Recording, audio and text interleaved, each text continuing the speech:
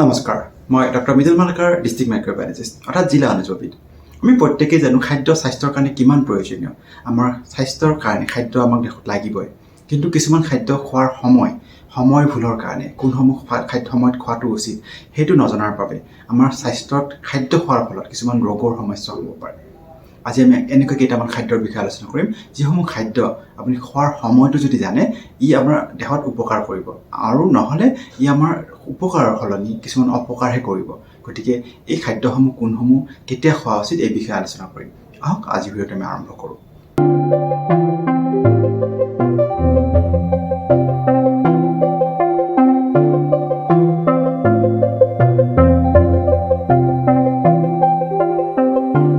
কল, আমি প্ৰত্যেকে জানো কল স্বাস্থ্যৰ কাৰণে কিমান প্ৰয়োজনীয়, কিন্তু কল যদি আপুনি ৰাতিৰ আহাৰ খোৱাৰ পিছত, ডিনাৰ খোৱাৰ পিছত আপুনি খায়, মিউকাছ ফৰ্মেশ্যন কৰে আৰু অপচ অৰ্থাৎ বদহজমৰ দৰে সমস্যাৰ সৃষ্টি কৰিব পাৰে।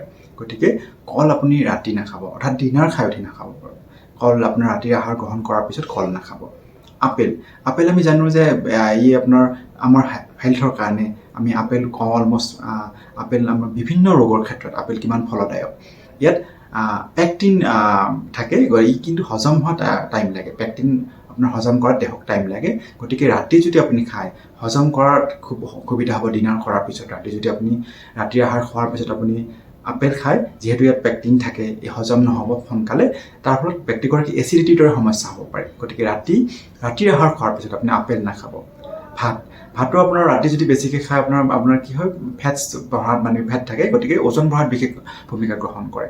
গতিকে ভাতো আমাৰ প্ৰধান খাদ্য ভাতেই, কিন্তু ভাতো যদি আপোনাৰ যদি ওজন বেছি, এটলিষ্ট আপুনি ৰাতি ভাত নাখাব।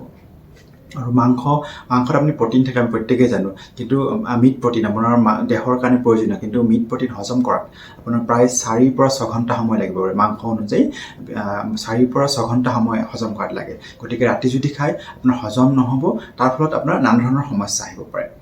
নাটছ বুলি কোৱাৰ লগে লগে আপোনাৰ বাদাম, পিস্তা, আখৰোট, এই ধৰণৰ খাদ্য যদি আপুনি ৰাতি খায়, ই আপোনাৰ ওজন বঢ়াব পাৰে।